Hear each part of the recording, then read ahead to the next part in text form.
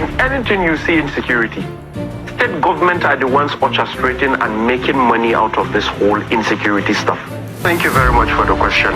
Actually, the whole thing is a bit complicated, I would say. Yeah. The military are doing everything they can. In fact, especially the ones in the forefront fighting, they are doing the best they can. If you see, it's been years since they've been fighting against terrorism, and you know all sorts of in Borno State and everything.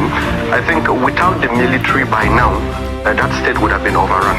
So I'd say they are doing a good job, but at the end of the tunnel of whatever they are doing, there is still a lot of political games being played. What do you mean by that? Yes, of course. You see some of these attacks, these are politically motivated attacks. Now let me put it very clear to Nigerians, because normally when I come on live or anywhere, they know what happens, I get to put out whatever. Now you look at these attacks happening from the period they started. It started around the political, campaign period, preparations for elections and all that. Now, the women of the Goshe, that is the 460 women and children. They were what? They were, at a specific point, you see the media talking about they were rescued, they were this, they were that. We did the mediations. I spoke to those people. I put those people into a position whereby they had to make a demand. Because initially they had no plans of releasing those people. You spoke to the terrorists? Of course, I was the one who made all the process. The video you saw online, I was the one who directed them to get that video for us. You know, it took me around 2 to 3 weeks communicating with them until I got to the top, end of wherever I was supposed to reach. We had these discussions, they agreed to make the video proof of life. One thing Nigerians don't know, they made a first video. The first video was not good enough. I had to still tell them to make another. Which kind of brought some, and all that, but it was settled. At the end of the day, they made the second video and the world got to see. So now, when the whole process came to a specific point, when the mediations came to a point whereby monies were to be paid, let me quote and make it clear, ransoms was paid. Keep it aside. From Gucci? Yes, of course. Ransoms was paid in billions. Around 5 billion was released. By who? Well, you want to call it the federal or state government, but ransoms were released. Now, those ransoms... Was it by the federal government or by the state government? You could put it as state government, federal government collaboration, because if there is a lot of outcry from the people, bring our people, President Bola Ahmed Tinubu, sorry to say, I'm not a political supporter or anything of anybody. President Bola Ahmed Tinubu is innocent. In anything you see in security, state government are the ones orchestrating and making money out of this whole insecurity stuff. Now, when those monies was almost paid, Senator Ali Dumit, I quote and I quote again, Senator Ali Dumit, according to what they told me, and I have evidence to back that, they said there is a media person that calls himself a media person, a second mediator. He is the Senator Ali Dumit, a government person. They told us to communicate with him. It is only through him that monies will be paid. Monies will not be paid through anybody because he is their in-house mediator. Do you get what I'm saying? If terrorists are able to tell you that there is an in-house mediator for government, that monies will be paid only through him, what happens next? I told them, look, go ahead, do the mediations with him, release our people, that is all I want. They said it is fine. Normally we don't cross who we started with, but we will do it since you decide you are fine with it. They went ahead, they made the mediations, they received ransoms. Now later, they complained to me that the ransom they received was 1.9 billion, while 5 billion was released. Where is the 3 billion 100 million? Specifically, who was the mediator sent in? They said it was a Senator Ali Dumit mediator. So where are the monies? I have been speaking about this for a long time. You don't see DSS bringing in, okay, let's bring in these people. Let's see, let's investigate, let's get facts together. You don't see NSA saying anything. At a specific point, I try reaching Nuhu Ribadu. In every aspect, he says my call, he does not pick. Because at a specific time when the conversation started, I got his number through the same Senator Ali Dumit. But when mediations and all the process was on and set, monies was about to be paid, the conversation just cut all of a sudden. Then later, they now told me, because they tell me certain things. They told me, look, they sent in a different mediator. They said monies can only be paid through him. So where are the rest of the money? So when we said literally state government is complicit, I don't know about federal, but I know of state. And presently, the children in Musa that were kidnapped, I started another mediation with ISWAP. One of their people now confirmed to me that the Borno state government said, are they in mediations with Borno South Youth Alliance or Bosia President or anything? If they are, they should not, that they have who they would run their whole thing with and everything. All of a sudden, Borno state government commissioner at a forum played a video, a 9 seconds or is it 18 seconds video of the children being held by ISWAP. Where did he get the video? All of a sudden, Borno State government don't do things like this. Now, because we came into a mediation and we're exposing certain facts about monies being paid to certain people, all of a sudden, they now start talking to some of these cells that don't talk to these people. At the end, we have our own in person. Now, we played something psychologically.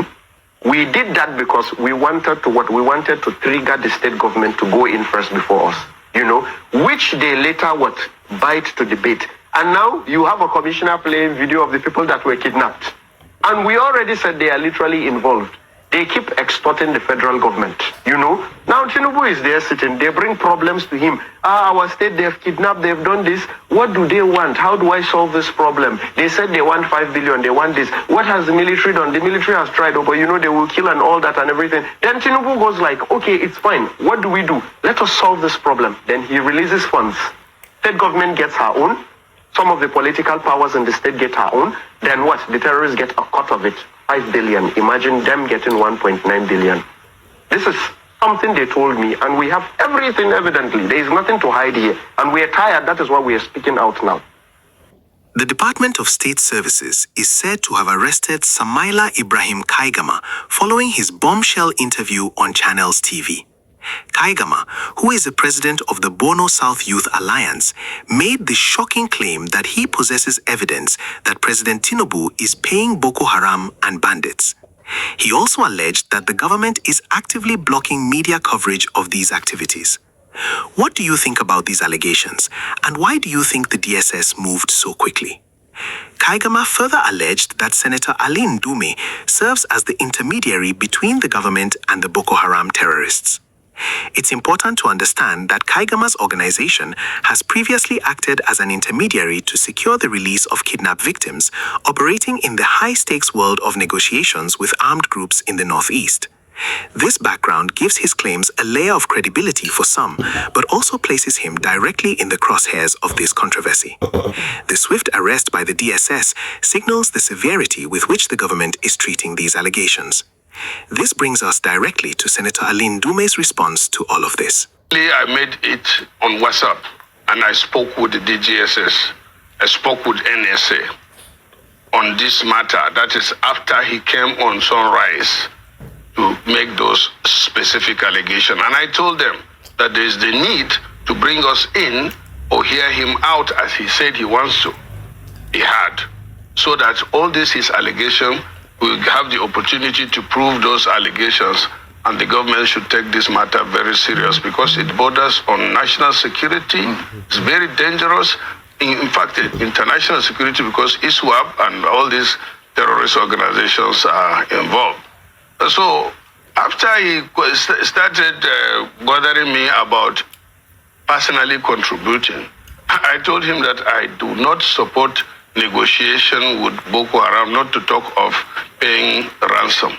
And that, I think, is where the problem started. He started issuing out all these uncoordinated and contradictory statements about my involvement and the like. I said it already, that in my life, I've never seen 1 billion at once cash, not to talk of 5 billion. And so, if we're talking about 5 billion, 5 billion is not a small figure. Even if it's in the highest currency, that is 1,000.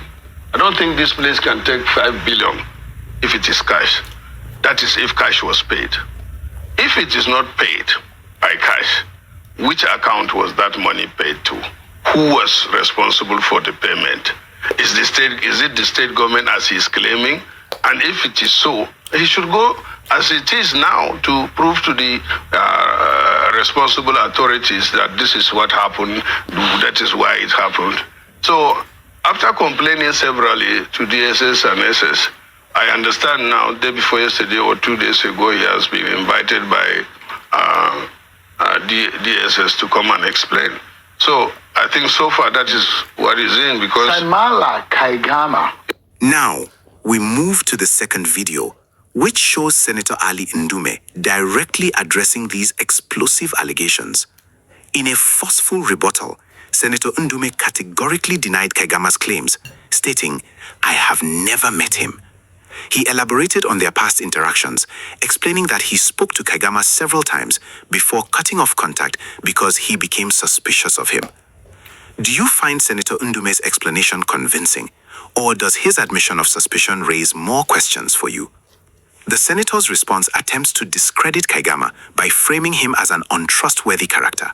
By stating that he became suspicious and severed contact, Ndume aims to paint Kaigama's claims as baseless and motivated by malice. This creates a he said scenario that is difficult to verify. The central conflict now stands between an activist's unproven accusations and a senator's denial of any involvement. This is a developing story, and the truth lies somewhere in the middle. So, we have two conflicting narratives.